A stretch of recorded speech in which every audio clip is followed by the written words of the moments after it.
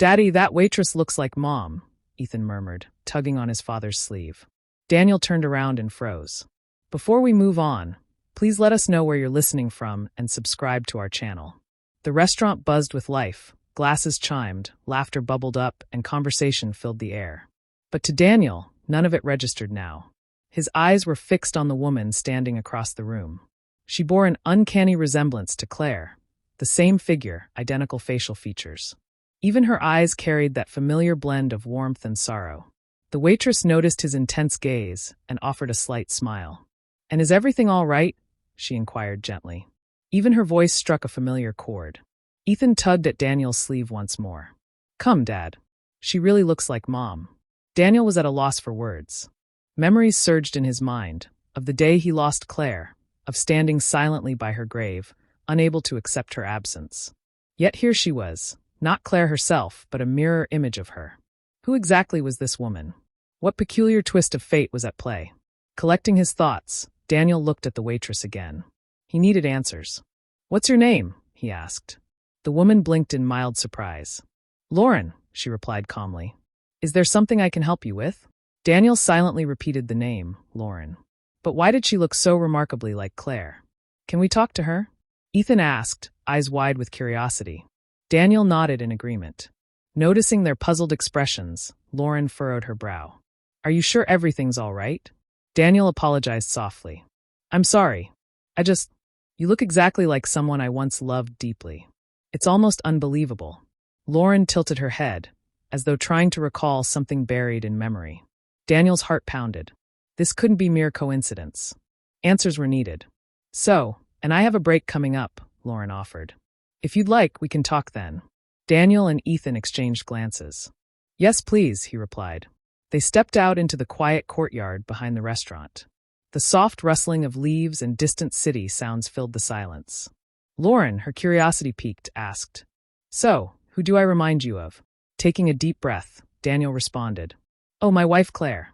She passed away 2 years ago, and when I saw you, it felt like I was seeing her all over again." Lauren's expression shifted, as if the name sparked a memory. She quickly composed herself. "I'm sorry," she said quietly. "That must be incredibly painful." Daniel nodded, unable to tear his eyes away from her face. It was so strikingly familiar. "Dad, what if they were sisters?" Ethan whispered. Lauren's eyes widened in surprise. "Sisters," she echoed. "No, I never had a sister. I grew up in an orphanage." At those words, Daniel tensed. A deep internal tightening took hold. "Where were you born?" he inquired cautiously. "But I don't really know," she answered. "And my documents only have my name and birth date. My parents remain a mystery." Daniel's mouth went dry. Claire too had been an orphan, spending her life searching for family, yet never finding a trace. When Lauren mentioned her birthday, Daniel nearly collapsed. It was the exact same day as Claire's. Lauren noticed a change in his expression. "Are you okay?" Daniel slowly nodded, though inside everything was spinning. 2 women, identical in appearance. Matching birthdays. Both raised in orphanages, and yet they'd never crossed paths. He recalled how Claire always confessed she felt there was someone out there, a missing piece of her heart. "Lauren, did you ever try to search for your family?" he asked. She gave a sad smile. "I tried, but there were no clues. Just an overwhelming void." Daniel wiped his face, his heart racing. He wanted to say so much more, but words failed him. Then Ethan piped up. "Hey, could Mom have been her sister?" Lauren flinched. "Was sister?" And Daniel looked at her. She appeared thoughtful, yet there was another glimmer in her eyes, a spark of hope. Finally, he said, "Claire might have been your sister." Lauren stared, disbelief and longing mingling in her eyes. "Oh, do you really believe that?" she whispered. Daniel nodded. "We lack hard proof at the moment, but the coincidences are too significant. Same birthday, similar orphanage background." He didn't elaborate on how much they resembled one another, but she understood completely. Gently, Lauren touched her face as if viewing it anew, not solely as herself, but as a connection to a lost relative. "Aren't there any childhood photos?" Ethan asked timidly. Lauren shook her head. "Not many. The orphanage seldom took pictures, and the few we had were lost during a relocation." Daniel paused thoughtfully. "Well, we have some photos of Claire. Perhaps we can compare them." A glimmer of hope lit Lauren's face. "Yes," she said quietly. "I'd like to see them." Daniel's hands trembled as he retrieved his phone. After scrolling through the gallery, he found an old photograph of Claire during her teenage years. "Here," he said, turning the screen toward her. Lauren leaned in, her face paling. She stared at the picture, eyes wide and unblinking. "This is unbelievable," she whispered. That's me." Daniel gently shook his head. "That's Claire. Yet you unmistakably resemble her. You're like 2 drops of water." Ethan grinned. "Oh man, Mom and Lauren really are sisters." Lauren traced the outline of the photo with her fingers, a storm of emotions swirling within her. "If this is indeed true, why were we separated? Why did no one ever tell us?" Daniel placed a reassuring hand on her shoulder. "One thing is certain, a DNA test will settle everything." Lauren looked at him, fear and hope mingling in her eyes. "Then, do you truly think it's necessary?" "Yes," he replied softly. "You deserve the truth." After a long pause, she agreed. "All right. I'm willing to try." Ethan clapped his hands excitedly. "Yay. That means I might have another aunt." Lauren managed a smile for him, yet her eyes remained clouded with uncertainty. What if all these indications were mistaken? As if sensing her unease, Daniel said gently, "No matter what the results reveal, we're all here for you." They agreed to meet the following day for the test. That night, Lauren lay awake, her thoughts in turmoil. What if she had been wandering through life unaware of the half of her soul that was missing? Next morning, Daniel and Ethan arrived. Daniel carried a white envelope containing the lab referral. "Are you ready?" he asked softly. Lauren nodded, though her emotions roiled like a tempest within. The lab was quiet and sterile, imbued with the faint scent of antiseptic. Lauren's heart pounded, yet Daniel's calm presence steadied her. The test was swift. Now all they could do was wait. To distract themselves from the tension, Daniel suggested a nearby cafe. They moved to the cozy spot, Ethan brimming with energy, fidgeted with the menu. Lauren watched him, a small smile forming inside. Yesterday she had been alone. Today she might have a nephew. She glanced at Daniel, who too seemed lost in thought. No matter what transpired, their lives had already transformed. The days dragged by slowly. Lauren checked her phone repeatedly, though she knew it was too early, and Daniel did the same, hiding his anxious anticipation from Ethan. Then one evening, as Lauren was finishing her shift, her phone buzzed. It was a message from Daniel. "And results are in." Her heart stilled for a moment, then began racing once more.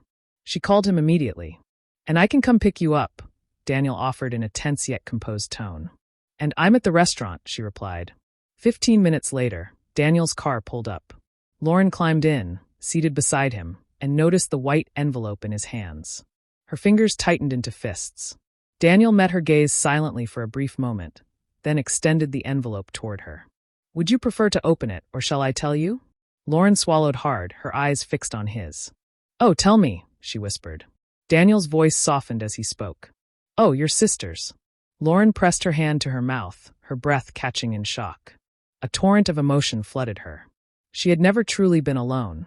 Never had she known that she had a sister all along. Never experienced a hug. Never heard her voice. Tears streamed down her cheeks, unheeded. Gently, Daniel took her hand, steady and warm. Lauren's eyes slowly opened, meeting his gaze, as she realized she had discovered not just a sister, but a family. Looking down at the envelope with trembling hands, she murmured, "Sister." The word felt both achingly familiar and entirely new, as she had never uttered it aloud before. Ethan, seated quietly in the back, observed without question, aware of the significance of the moment. At last, Lauren opened the envelope. Her eyes quickly scanned the lines that confirmed what had already been spoken. After carefully placing the paper back into her bag, she looked up at Daniel. "I had no idea," she confessed. "He never even knew she existed. And now it seems it's too late."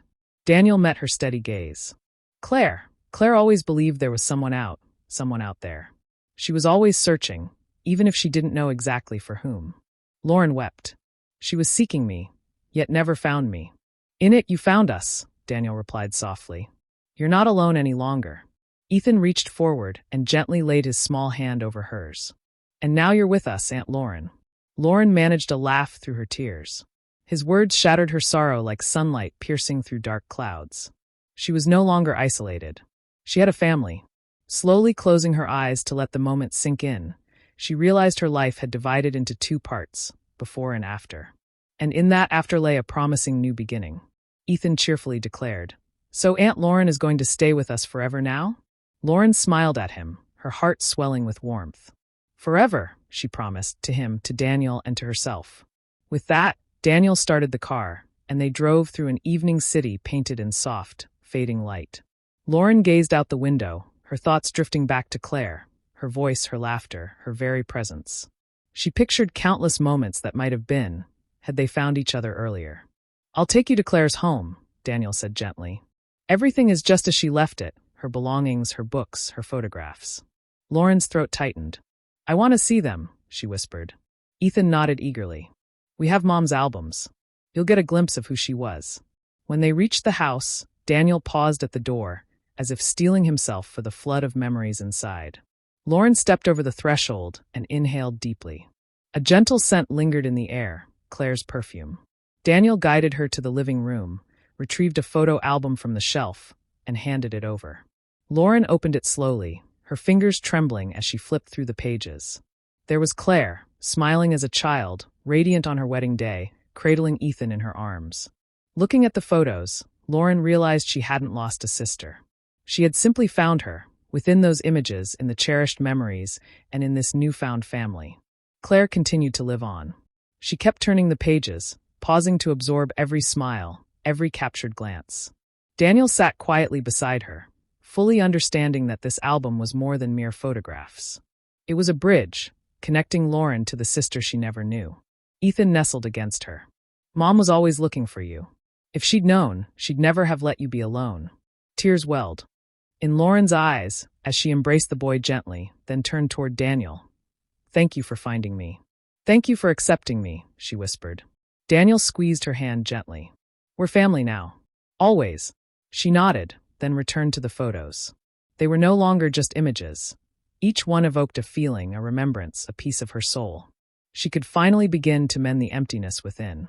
The past was unchangeable, but the future was hers now, with them.